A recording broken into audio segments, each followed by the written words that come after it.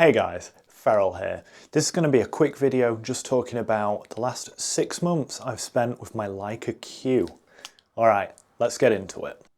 This is my Leica Q, a Type 116, the original Leica Q.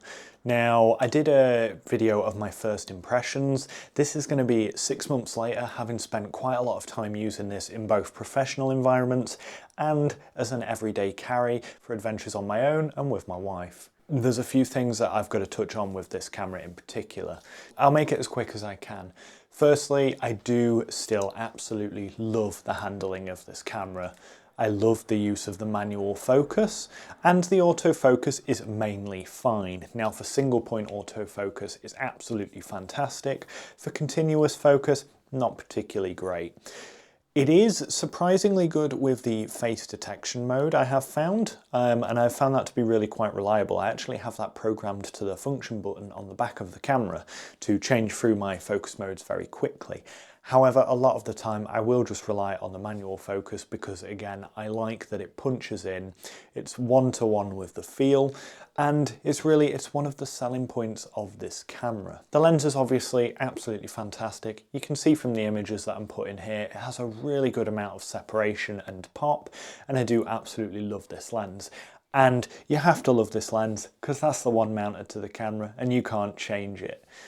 You can punch in a little bit, so there are lines for 35mm and 50mm equivalent. Obviously, it's not exactly like having a 35 or a 50mm equivalent in camera, but it is nice that you have that kind of punch in for the feel if you need it. I've tried it, it's okay, it's not amazing, but it's there. But part of using this camera for myself is actually challenging myself to get used to using 28mm, as that's quite wide for what I would normally use. I am very much a 35mm and 50mm shooter normally. So to use a 28mm as my everyday has really challenged me to become better and more aware of wider compositions. Now, while this lens does go down to f1.7, I am enjoying using it at all the different apertures, but very much so in the f2 to f2.8, as that's just, again, more what I'm used to and still gives me a lot of separation with this camera. However, when you're shooting a wider scene, you really do need that f1.7 to actually keep that same level of separation. I am going to say, even at 1.7 though, it's tack sharp straight into the corners. You really don't have to fear about using this lens open wide. Now, in terms of other parts of handling on it, the battery isn't amazing. It's quite short. I will quite regularly use 2 in a session. However, again, I'm quite a frugal shooter and I'll only really shoot what I need. However, at events that I have shot with this, I have quite easily shot 2 batteries worth of content on it. So that's something to bear in mind. However, being the original version of the Leica Q, it does use a cheaper battery compared to the Q2 and the Q3. And you can actually get a direct Panasonic battery that will fit perfectly and is half the cost. So that's what I've done. I use Panasonic batteries and they are absolutely brilliant. Another downside is the camera doesn't have any redundancy. There's no built-in memory. There's no space for a second card slot. As well as that, it's not weather sealed, which is kind of a big deal to me. But this thing does feel built like an absolute tank. And compared to all the other cameras I've owned, which by this point is far too many, this feels by a very, very long margin the most premium in terms of handling. I absolutely love it. It's really nice and chunky. It's a nice size for handling though, so I generally don't use it with a grip. I use it with a little wrist strap and that's usually it for me. Sometimes I'll throw a neck strap on it. And if I'm shooting an event where I know I'm going to be using it more, then I'll put a grip on for that in particular. But for everyday use, I do carry it as is, and I have no issues with that. The little thumb indent in the back really helps with keeping it comfortable. That's a little note on handling. There is a record button on here. I don't use it. I've used the video from this. It's crap. I wouldn't recommend it. The other oddity, the on-off switch. It has on, then it goes to single shot, then it goes to continuous shot. I know they changed this on every other version of the Leica Q, including the special edition versions of the Leica Q116. it just doesn't work very well. Because it's quite a light button, you'll very regularly switch all the way through into the continuous shooting mode, and then you'll take a shot and you'll burst fire a load of frames. It's not the end of the world, really, but it is, again, something to be aware of. It can be a little bit of a frustration. You can turn the fire rate down when you're in continuous so that it does, I think it's 1 frame every 3 seconds at its slowest or something like that. So that can be a way that you can get around it. But for me, I'd rather have the quickfire mode there in case I need it. And I have used it and I've found it to be really, really good.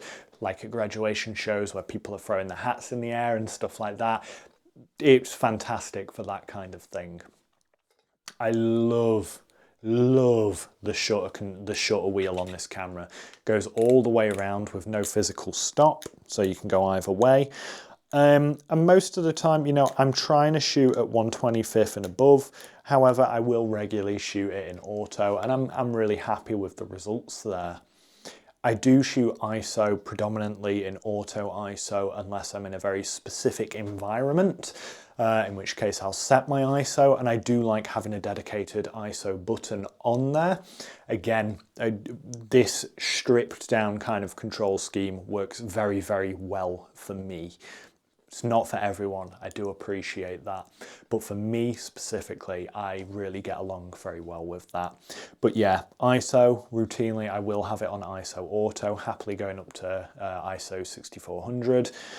Shutter speed is the one that I do tend to change the most, to be honest, and aperture, it depends. I love shooting this song on 1.7, I really do, but again, I do very often go to 2.8. Unless I'm trying to get more of that scene in focus, in which case, you know, f4 is perfectly adequate, as is f8.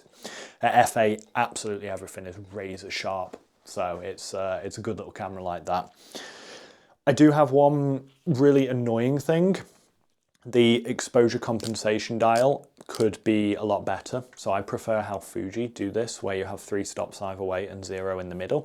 This is just unmarked, and weirdly, your first click activates exposure compensation, and then you roll it to whichever way you need it. It's not the end of the world, but it is a little bit frustrating that it doesn't respond as soon as I start moving it. I have to click it to activate exposure compensation and then roll into it.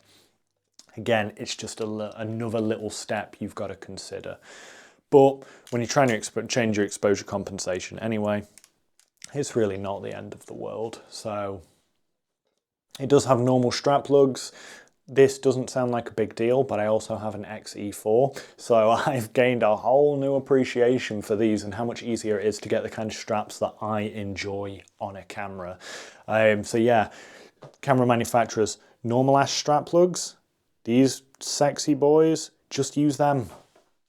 Please, don't use anything else. Don't use those stupid strip ones that you can't fit nice straps to. Thank you. The bottom of the camera is nice and sturdy. The battery door feels brilliant. I actually really like the whole bottom part of this camera. I know that sounds silly, but again, some cameras, they don't feel quite as nice there.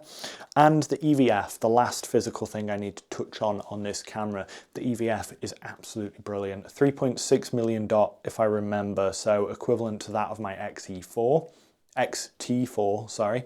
It's not as fast and as responsive, but it's more than good enough for your compositions, even in low light situations. And I really, really do enjoy how this viewfinder looks. Yes, I am left eye dominant, so that is a problem for me. But other than that, like I say, I really like this viewfinder. It is one of the massive key features for this that I think is super, super important. I forgot to mention as well, actually, it does have lens-based stabilization. It's pretty good. You can comfortably shoot at 1/30th of a second with absolutely no issues. I think I've gone down to 1/15th of a second and had some pretty sharp shots, but again, either way, it's there. It's definitely a nice to have, but it's not the end of the world, but it's there in this camera, and I think that's brilliant. These are starting to appear at some pretty good prices now for what they are. You can, if you're really eBay hunting and if you're really watching the market, you can pick them up for around 1,500 UK pounds, that is, at current time. However, they can fluctuate pretty wildly, and for me, the build quality, the feel, the enjoyment of using this camera, it's definitely one of my favorite cameras of all time. It is a little bit big for a lot of people, and I do appreciate that. Like I mean, I've got big ass monkey hands, and this is still quite a chunky camera. The body maybe not so much, but the lens is quite big. But I find in the hand, this is the most enjoyable. And I do love the look of the square hood. If you like using your cameras without, then obviously it looks a little bit different and quite a bit smaller as well. Can you focus on that? It does look cool. I've got a diffusion filter on the front of here at the moment, but you know, I actually love how square hoods look on all cameras, so I'm very biased there. That's just something that I've always enjoyed. So again, that's it with the square hood on. And I just think it's an absolutely sexy looking camera. There's no way of getting around it. It is just the coolest looking camera around. Shoots pretty fast burst rates. Like I say, if you are into that, I've had some really, really good success at events with it. And overall, 6 months in, I love it. I absolutely love it. I love the colours out of this thing. There have been times that I've literally imported the photo into Lightroom and I'm just like, nah, we're good. Colours are good to go. Let's get it out there. And it's happened quite a few times with this camera. Now, I'm a person that actually really, really enjoys editing. And with this, you know, sometimes I don't want to because they look so good out of camera. And I know there's the whole Leica thing of Leica colours and Leica pop and Leica look. I do feel that this camera has it maybe more so than the Leica Q2 for me.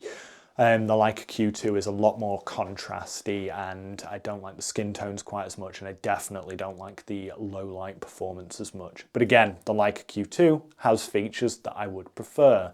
So better autofocus and more importantly, weather sealing. However, you know, sensor size, the 24 megapixel files that come out of this, it's just perfect for me for what I want. So for the rest of this year at least, hopefully it's staying with me. You know how quickly I change my idea on cameras, guys. So I do love it. I do recommend it. I'm having a lot of fun with it. If you enjoy Leica Q content, please give a like, subscribe. There will be more coming. But this is just some thoughts. 6 months on with what I would consider the best looking camera probably of all time. Yeah, I think that would be fair to say. All right, guys. See you in the next video. Peace.